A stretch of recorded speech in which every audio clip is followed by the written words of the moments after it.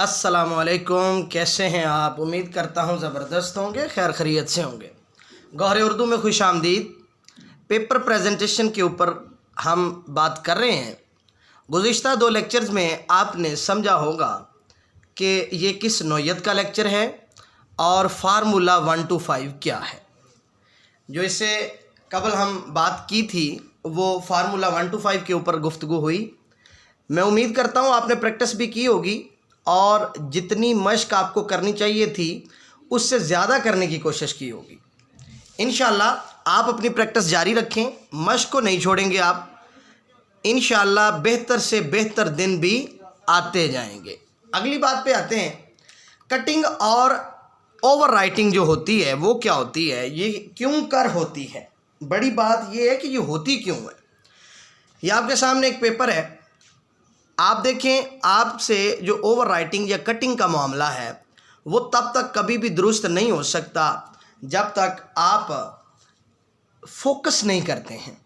Focus क्या, आप कहते हैं सर हम तो याद तो अच्छे से करते हैं, हमारा जो पेपर है वो तो सही तरह से याद होता है, तो फिर यकीनन आपको लिखना नहीं आता, नंबर 1। नंबर 2, आपकी जो राइटिंग है वो अच्छी नहीं है।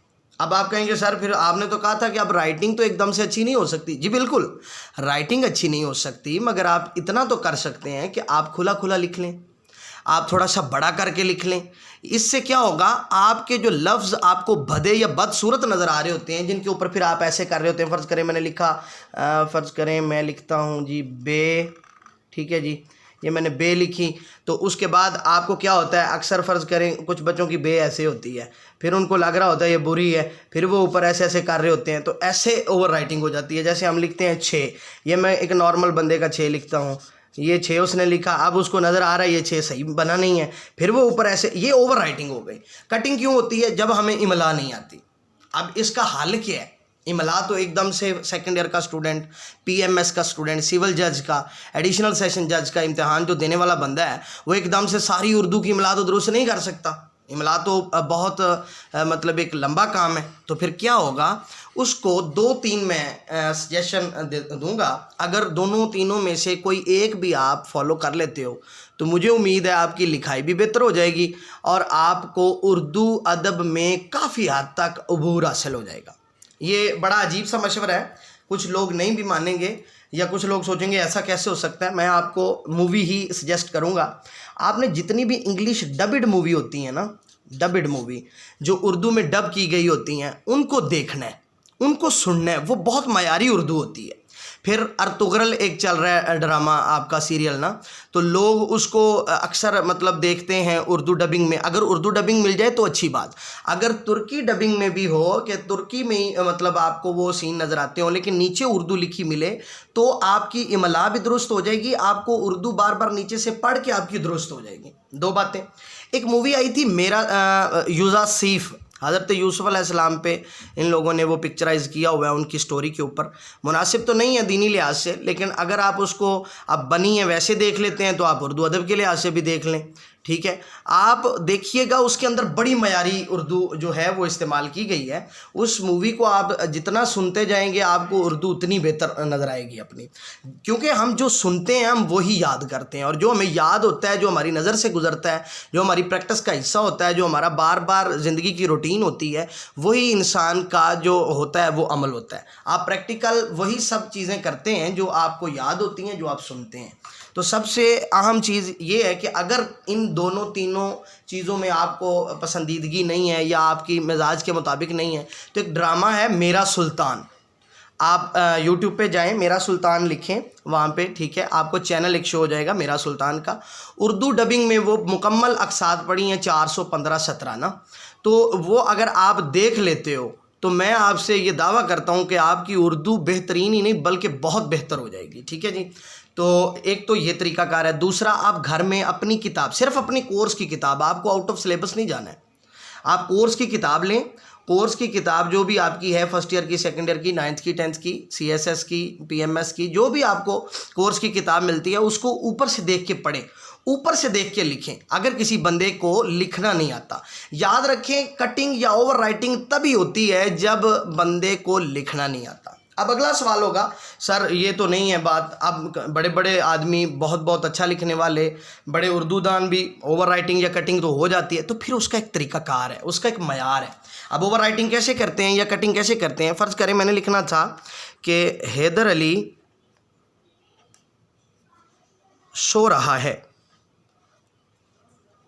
ये मैंने लिखना था, मैं सो छोड़ गया, लफ्ज़ मैंने इस्तेमाल करना था सो यहाँ पे, वो मैं छोड़ गया। अब अक्सर आप क्या कर रहे होते हैं, यहाँ पे लफ्ज़ घुसा रहे होते हैं बाद में, ऐसे नहीं है, आप यहाँ पे अलामत हज़फ लगाएं और ऊपर सो लिख दें। ठीक हो गया जी, ये अलामत हज़फ है। मैं थोड़ा सा बड़ा करके लिखता हूँ, आपको ज़रा वाज़ेह हो जाएगा। ये देखें, ये अलामत हज़फ होती है, कहीं भी लफ्ज़ मिस हो गया है आप ये लगा सकते हैं। फ़र्ज़ करें आपने लिखना था यहाँ पे सो लिखना था, तो ये ऊपर सो आ जाएगा आप। ठीक है जी, आपको कोई भी लफ्ज़ लिखना है जो वो अगर मिस हुआ है तो अलामत हज़फ के साथ लिखना है। अब आएगी सर अगर कटिंग करनी है तो कैसे करनी है? फ़र्ज़ करें मैंने यहाँ पे है नहीं लिखना था, हैं लिखना था, इसके गिर्द ब्रैकेट लगाएं और ऊपर छोटा सा क्रॉस लगा दें। ये एक बेहतरीन तरीका है कटिंग करने का, इसमें कोई शक नहीं है कि कटिंग हो जाती है, ये एक कॉमन बात है। इंसान है हम, कोई फरिश्ते नहीं हैं पेपर करते हुए बन जाना। कोई भी तालिब इल्म जब भी अपने इम्तहान में बैठता है तो वो वहाँ पे तालिब इल्म ही होता है, चाहे वो अपनी प्रैक्टिकल लाइफ में उस्ताद ही क्यों ना हो। मसलन हमसे जो बड़े असातिज़ा इकराम हैं जो पोस्ट पीएचडी कर रहे हैं, वो भी जब अपने इम्तहान में बैठते हैं, जब कोई चीज़ लिखते हैं अपनी इम्तहानी नुक्ता नज़र से, तो यकीनन क्या है उनसे भी गलतियाँ होती हैं, ओवर राइटिंग कटिंग थीसिस लिखते हुए उनसे भी होती हैं।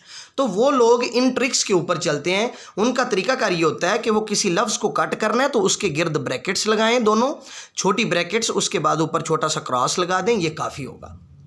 आपको कोई चीज़ मिस हो गई है तो अलामत हज़फ लगा के, अलामत हज़फ फ़र्ज़ करें उसके ऊपर लिखनी है तो अलामत हज़फ यूँ होगी, अगर उस लाइन के आपने नीचे लिखना है तो अलामत हज़फ यूँ होगी।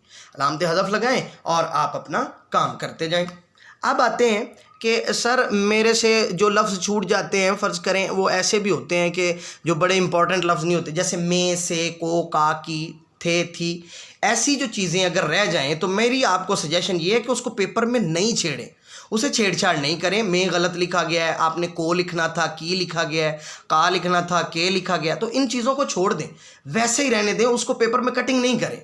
वो आप खुद उसको दावत दे रहे हैं कि आप एल मुझे मार, आप प्रोमिनेंट कर देंगे उसको ओवर राइट करके। या ख़ास तौर पे सबसे जो बुरा काम है आपका पेपर में वो ये है, फ़र्ज़ करें मैंने लिखना था का, ठीक है जी, तो मैंने का लिखना था लेकिन मैंने लिख दिया जी की। लो जी, अब अक्सर बच्चे क्या करते हैं, इसको अब का बना रहे हैं। वो इस तरह से करते करते ऐसा का बनाया कि उसने फिर आपका ना कवई बना दिया। अक्सर जलील जो आप ख़ुद को करते हैं पेपर के अंदर, ये बिल्कुल अपनी आदतों और अपने ख़ुद के कारनामों से आप करते हैं। अगर आप मुम्तहन को दावत नहीं देंगे तो इंशाल्लाह उसको इतना कोई शौक़ नहीं है आपके सारे पेपर को पढ़ के एक एक लफ्ज़ निकाल के आपका बाहर रखने का।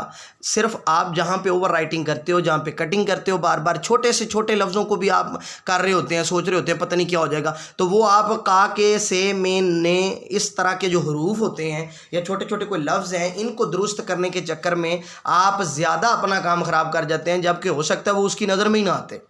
इसलिए ये छोटी छोटी जो चीज़ें हैं इनको छोड़ दें। अगर कुछ बड़ा आपने कट करना है तो उसको कट करने का तरीका आपको बता दिया, ब्रैकेट्स लगाएं, ऊपर क्रॉस लगाएं।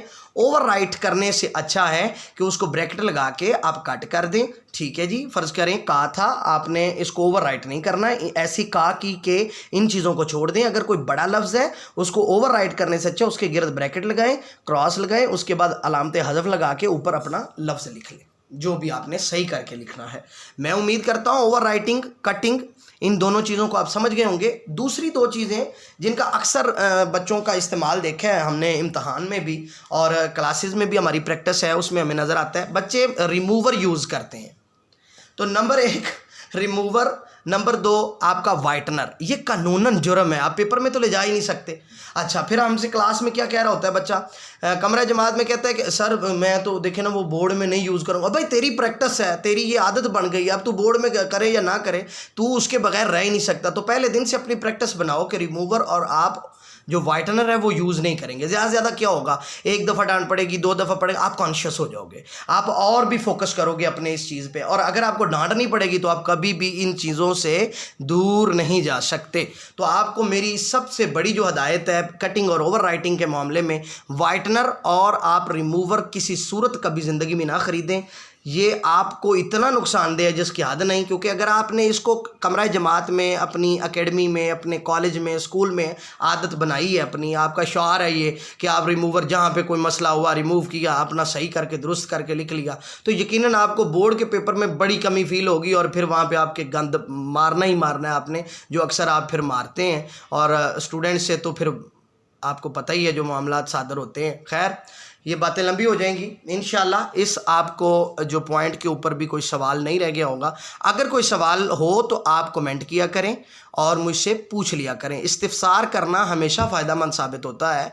ऐसा नहीं है कि आप सवाल करेंगे तो आपकी इंसल्ट हो जाएगी, आप सवाल किया करें।